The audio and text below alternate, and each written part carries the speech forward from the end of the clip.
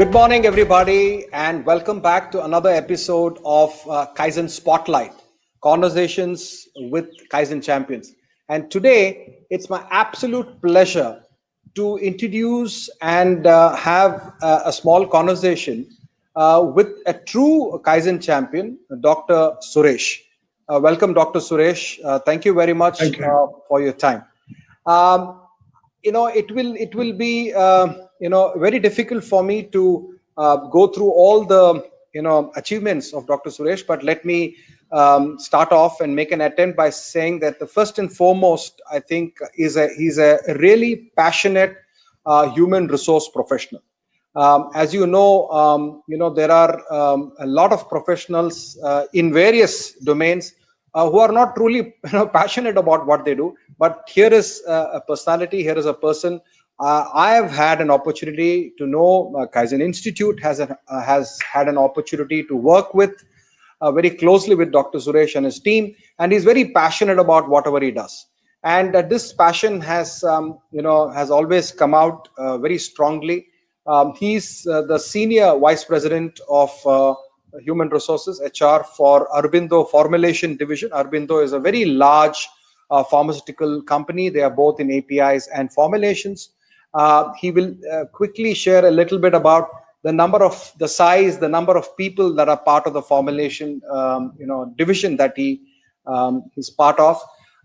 He has been in the HR field for over 26 years, very closely associated with people development, people management related issues. He has worked with a lot of very good organizations. Of course, right now he's with Aurobindo, but in the past he's worked with several well-known organizations. He, to his credit, has 2 books, and I think the true experience of a person comes out when the person decides to contribute through a book. And he's the author of 2 books in the human resource domain. Again, I will request Dr. Suresh to briefly touch upon it. It's better that the author talks about his book than me talking about it. And he has, of course, received a lot of recognition for the work, CII awards in the HR domain, and several other recognition for the work, the contribution made by him and his team. And with that, it's an absolute pleasure to welcome you again, Dr. Suresh. And the first question to you, sir, is you are a Kaizen champion, and that's why we have this opportunity to be with you. What about Kaizen truly attracted you at a personal level? Thank you. At my personal level, the process or the methodology of the Kaizen change management, in my opinion, it is very robust on one side, but at the same time, it is simple to practice.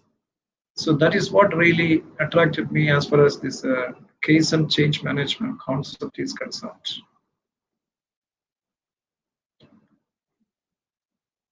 Very much. Thank you very much.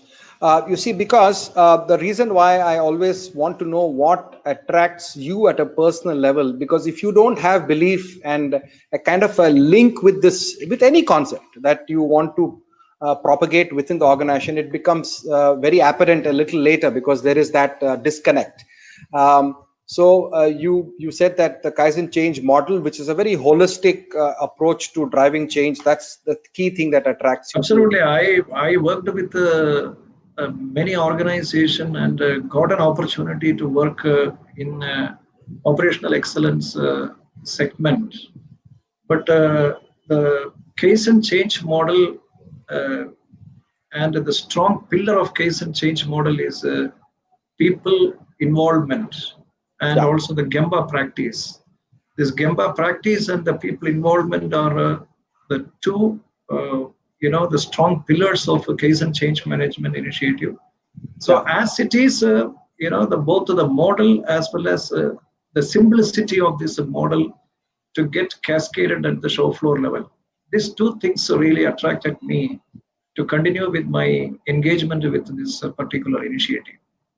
Fantastic. Dr. Suresh, can you give us a quick a sense of in the formulation division, how many team members? I mean, when we talk of the entire organization, how many people, human resources are we talking about, so that the listeners get a sense of the scale of your organization?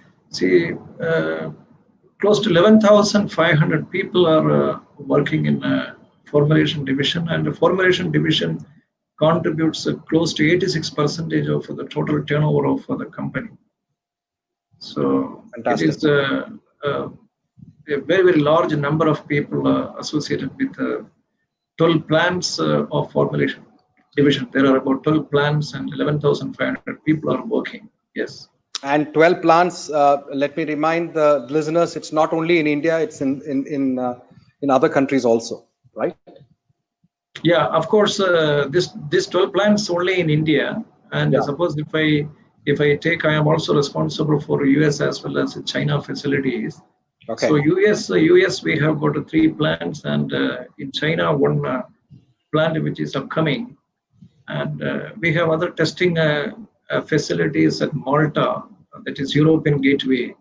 So, and even this particular methodology got it introduced in Malta, and the people in Europe countries, they are very much interested to continue with the same process. Fantastic. Yeah. So, Dr. Suresh, my next question to you is: you see, you have given the scale of your operations. So, when you started this journey of adopting the Kaizen change methodology, the question is, how do you? A lot of people ask is, how do you get started, right? I mean, how do you introduce this in an institution with an organization which is of this scale? So many people are involved. So how did you go about it? I mean, can you give us some insights? Basically there are two enablers to get this process cascaded, from top to bottom at Aurobindo Pharma. One is Aurobindo Pharma is not new to operational excellence philosophy or the practice. We started this operational excellence practice in 2010 with establishing a structure at the miniature level, and then subsequently, the operational excellence structure is headed at the senior leadership level, which is being monitored at the board. So this is the first enabler, and the second enabler is that the Kaizen change model being actually introduced, the way in which it is being introduced at the organization level. First, we try to address the communication needs of this new change model. And then subsequently, with the help of Kaizen Institute, we have had an opportunity to engage a leadership conclave. And in the leadership conclave, along with the Aurobindo leadership team and the Kaizen Institute, together organized a leadership conclave. These two enablers really helped Aurobindo Pharma Formulation Division to successfully cascade this Kaizen change management initiative. Fantastic. So, as I'm reminded of our chairman, Mr. Masaki Imai, always keeps saying, start with top management commitment. In fact, he says 3 ingredients, of successful transformation is: 1 is top management commitment, 2 is top management commitment, and the third one is top management commitment. So, talking about top management commitment. You are the senior vice president, and you are a very important bridge between, you're building that bridge between people and processes. And so what has been some of the challenges when you have been trying to elicit the support and the passion from your senior leadership, your colleagues? Any specific challenges that you had to deal with that comes to your mind? When you implement, I think that's a very, very important question. When any change model is being introduced in organizations, initially people in general will be optimistic about this particular process. And after this optimism, the pattern gets into cautious optimism and then pessimism. So Very well said. we never, ever allowed, the cautious optimism or pessimism to creep into our system. What we have done is that through continuous reviews as well as making this case and dashboard a part of operations review, we never ever allowed this optimism to get diluted. Right. So because of this continuous dashboard review along with operations review, so-called the interest of the people as well as involvement of the people we could able to ensure. That's So that's how I think, though we faced some initial challenges like this, but our own conviction that we should make this a case and part of day-to-day operations management, that really succeeded well. Very, very correct, sir. So unless it becomes part of your mainstream, and we always keep mentioning that if you look at work plus Kaizen, and if you segregate these two, then you're in great trouble. This integration is very important. Absolutely. This is what really, I think this is also thanks to you. I think in one of the leadership conclaves, you mentioned this point in a very vehement manner. Is it going to be work plus Kaizen, or the Kaizen is part of your daily work schedule? Absolutely. That is also really helped. Yeah. So, Dr. Suresh, they say that, the best way to eat an elephant is to eat it piece by piece. You mentioned, you have 12 plants just in India. And this is started off initially, I remember 3 years ago, we started off in about 3 to 4 units. And now we are expanding, we are taking this journey to other units. So what do you do to kind of cross-fertilize the internal learning? I know you're doing a lot of interesting things. You have, I would let you share, the various things that you're doing. Yeah, one very important thing, which really helped, the leadership team as well as the show floor team to get acquaintance with this particular process is KPO Promotion Forum, Kaizen Promotion Officers Forum. So the Kaizen Promotion Officers Forum, once in fortnight, we used to actually review and to share the best practices, whether in terms of, let us say, the daily Kaizen or breakthrough Kaizen or support Kaizen or leadership Kaizen. I think all best practices being shared through this KPO forum. So KPO stands for Kaizen Promotion Officers Forum.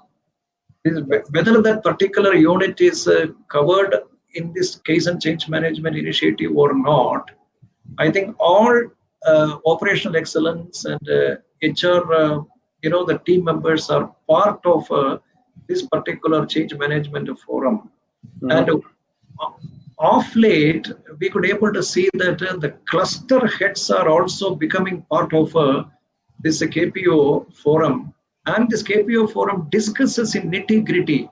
Okay, what has gone well, what has not gone well during the last, let us say, a fortnight, and that becomes, let us say, a key learning for all the participants of this particular initiative. Number one, and number two.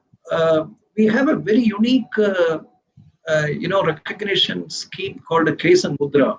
Yes. At the time of the design itself, we made it extremely very clear that this mudra should be given to the people who have really contributed in a very outstanding manner.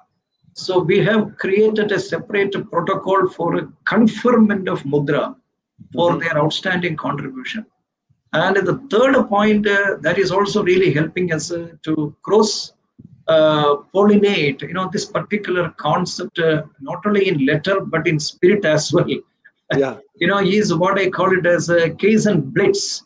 The Kaizen Blitz is nothing but it is a monthly Kaizen newsletter. It is being the published at the corporate level and shared with the group all. So if you really ask me, this three aspects really helped the organization not only to establish but also to sustain the case and change management initiative. Fantastic. Dr. Suresh, I know, please correct me if I'm wrong, you have authored a book which the title goes as Does the Hard Drive the Soft, or the Soft Drives the Hard? So we always keep talking about, when we go on this path of operational excellence, continuous improvement, or the Kaizen path, there are both soft impact or outcomes and hard impacts. So as we come closer to the end of this conversation, a question that everybody wants to know is, yes, Aurobindo has adopted this, they are on this journey. So what has been some of the hard and soft impact? Because ultimately people want, it's a business, people want business impact. The CFO is looking for impact. So would you kindly throw some light on these impacts? Yeah, sure. Certainly, this has provided a very strong platform or the structure for continuous improvement activities. Yeah. Without any break. That I wanted to, highlight now. Productivity improvement. For example, we normally, Aurobindo philosophy is execution excellence, and we always review this productivity and quality from time to time. Yeah. So this Kaizen methodology really helped us to improve the productivity in terms of yield improvement of a certain product mix on a continuous basis. Okay. And number two, it actually enhances what I call it as an asset care process through autonomous maintenance or continuous maintenance. The process being initiated as part of breakthrough Kaizen. Right. So the productivity improvement and being a pharma sector, our core driver is definitely the quality. So we could able to come out with a very unique process called the quality dashboard.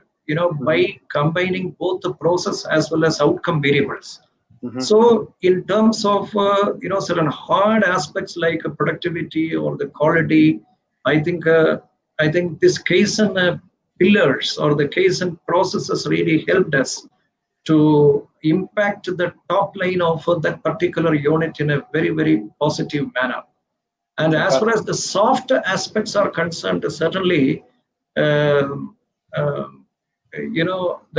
involvement of the people I talked about it initially, because it has provided a very solid platform, for the people to participate and share their ideas and suggestions. This is called daily Kaizen, because the cornerstone of a daily Kaizen is the participation of the people at the show floor level. Yeah. So, and something very interesting which has happened recently is that this particular platform also helping the organization to improve the capability at the show floor level. Yeah. For example, when the customer audits or the regulatory audit people, when they come, they go and directly interview the people at the operation level, at the operations level. Yeah. So, and this has improved their confidence to interface with, the regulatory agencies as well as the customer representatives.